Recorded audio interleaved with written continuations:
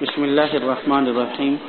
باب کراہیت استقبال القبلۃ عند قضاء الحاجۃ،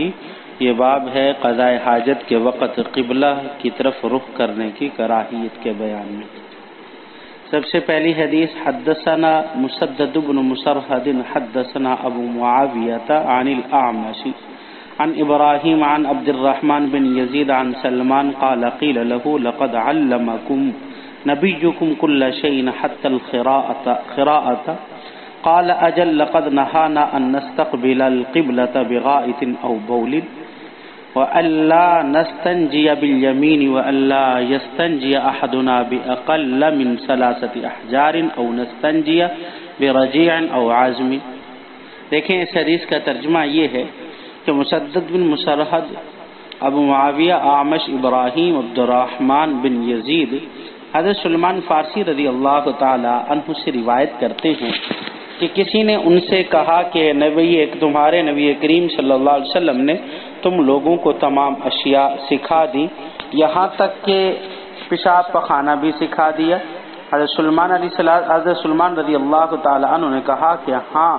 رسول اللہ صلی اللہ علیہ وسلم نے ہمیں پیشاب پخانہ کے وقت قبلے کی طرف منہ کرنے اور دائیں ہاتھ سے استنجا کرنے اور استنجے میں 3 پتھروں سے کم استعمال کرنے اور گوبر یا ہڈی سے استنجا کرنے سے منع فرمایا ہے۔ اگلی حدیث حدثنا عبد اللہ بن محمد النفیلی حدثنا ابن مبارک عن محمد بن عجلان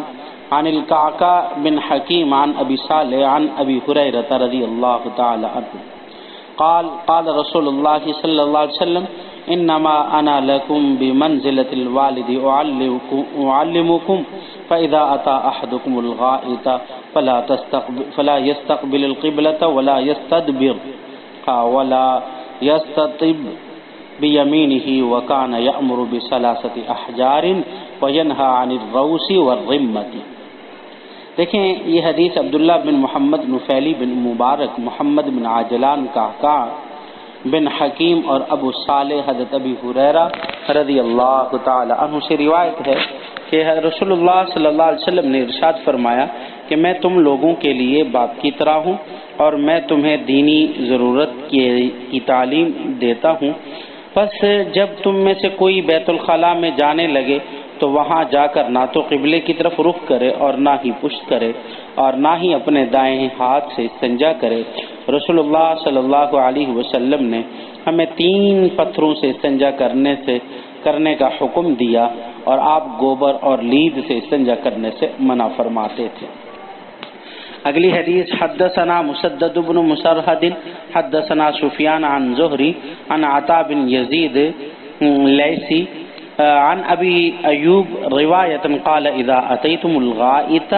فلا تستقبلوا القبلة بغائط ولا بول ولكن شرقوا او غربوا فقدمنا الشام فوجدنا مراحیس قد بنیت قبل القبلة فكنا ننحرف عنها ونستغفر اللہ۔ حضرت مسدد بن مسرہد، سفیان آگے زہری، عطا بن یزید، ابو ایوب رضی اللہ تعالی عنہ سے روایت کرتے ہیں کہ انہوں نے فرمایا کہ جب تم قضاء حاجت کے لیے جاؤ تو قبلہ کی طرف نہ چہرہ کرو بلکہ مشرق یا مغرب کی طرف چہرہ کر لیا کرو۔ حضرت ابو ایوب انصاری رضی اللہ تعالی عنہ فرماتے کہ ہم لوگ ملک شام میں آئے تو وہاں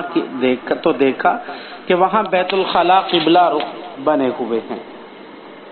تو ہم ان میں بیٹھتے وقت رخ تبدیل کر کے بیٹھتے تھے، یعنی اس طرح پیشاب پخانہ کرتے تھے کہ قبلے کی طرف نہ چہرہ ہوتا اور قبلے کی طرف چہرہ نہ ہوتا، اور ہم نستغفر اللہ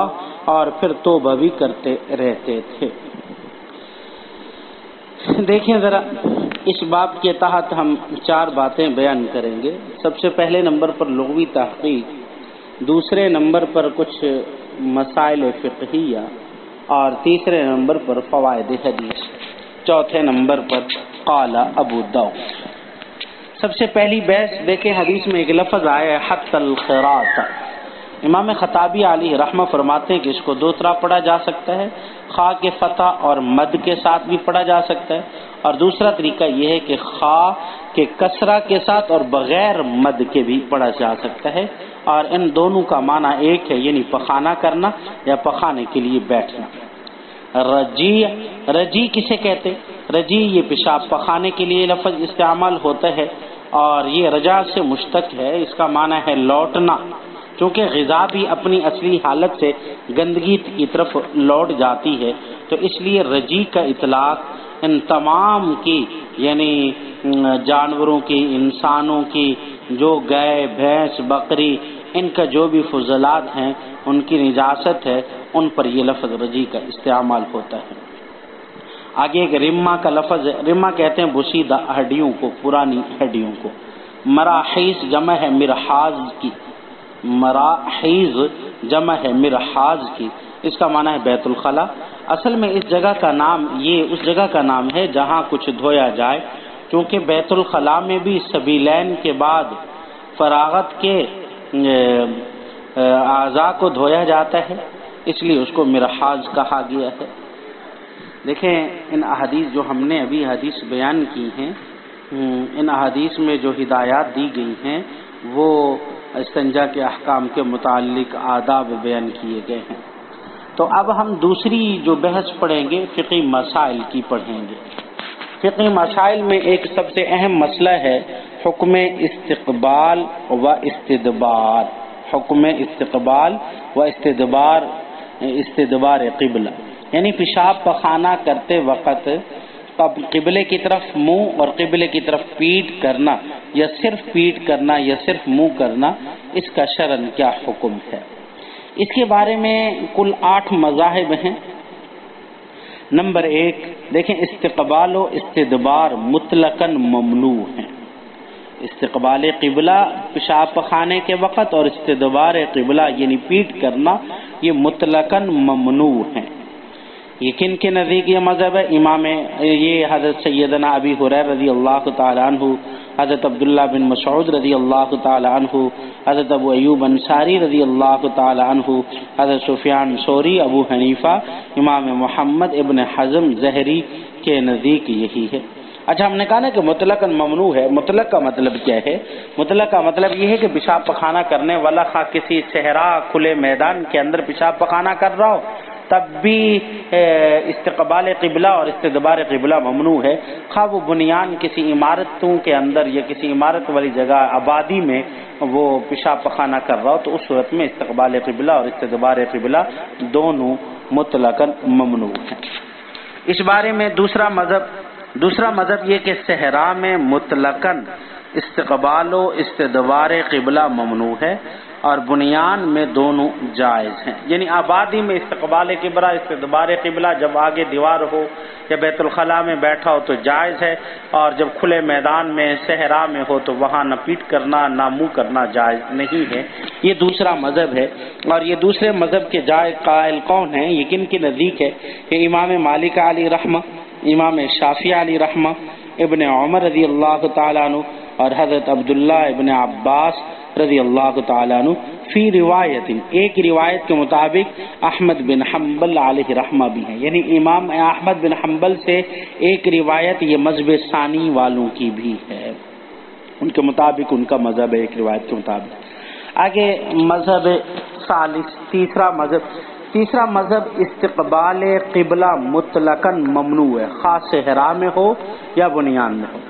اور استدبار قبلہ مطلقاً جائز ہے، یعنی قبلے کی طرف پیٹ کرنا یہ مطلقاً کیا ہے؟ جائز ہے، خواہ وہ صحرا میں ہو یا بنیان میں ہو۔ یہ روایت یہ کن کے نزدیک ہے؟ ایک روایت یہ مذہب ایک روایت کے مطابق عن ابی حنیفہ تھا، اور ایک روایت ہے اس میں احمد بن حنبل کی، یعنی گویا کہ احمد بن حنبل کے سے ایک روایت ہم نے مذہب ثانی میں بیان کی، اور ایک روایت ہم نے یہ مذہب ثالث سے امام احمد بن حنبل کی بیان کی، اور امام ابو حنیفہ علیہ رحمہ سے ایک روایت ہم نے اس مذہب ثالث کے اندر بیان کی، اور ایک مذہب اول میں امام ابو حنیفہ کی ایک روایت بیان کی گئی ہے۔ آگے مذہب رابع، چوتھا مذہب، ذرا ان کو سمجھیے فرق کو، کہ بنیان میں استدبار جائز ہے، استدبار قبلہ، اور صحرا میں استقبال و استدبار قبلہ دونوں ناجائز ہیں۔ یہ مذہب امام ابو یوسف کے نزدیک ہے، اور ایک روایت عن ابی حنیفہ تھا، اور ایک روایت امام ابو حنیفہ کے نزدیک بھی ہے۔ پانچواں مذہب استقبال و استدبار قبلہ مطلقاً مکروہ تنزیہ ہیں، یعنی مطلقاً مکروہ تنزیہ کا مطلب یہ کہ خواہ صحرا میں ہوں خواہ آبادی کے اندر ہوں۔ یہ روایت ایک امام ابو حنیفہ سے ہے اور ایک روایت امام احمد بن حنبل سے ہے۔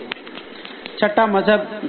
استقبال قبلہ اور استدبار قبلہ مطلقاً جائز ہیں،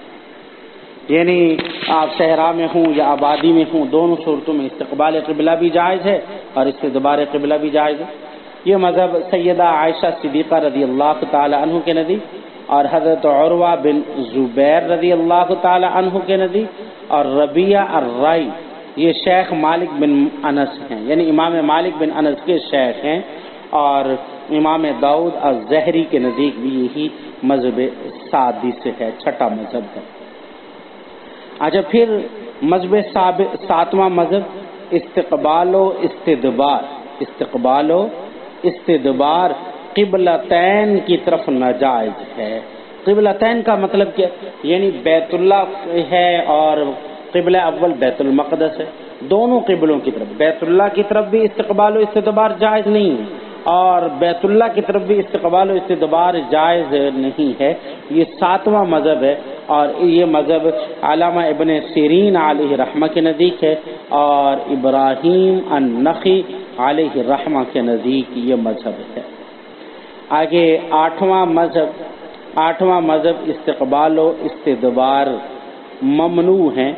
صرف اہل مکہ اور مدینہ کے لیے، باقی امت کے حق میں جائز ہیں۔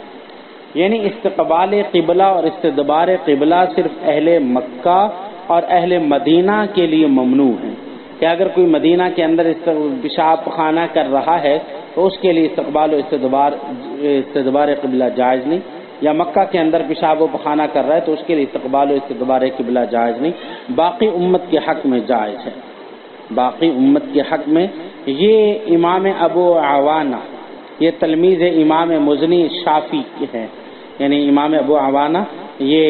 شاگرد ہے امام مزنی شافعی کے۔ یہ 8 مذہب آپ کے سامنے استقبال قبلہ اور استدبار قبلہ کے بارے میں بیان کیے گئے ہیں۔ آگے پھر ان کے کچھ دلائل ہیں، احادیث سے، ہر مذہب سے اپنی دلیل ہے، تو پھر اس کے بعد جو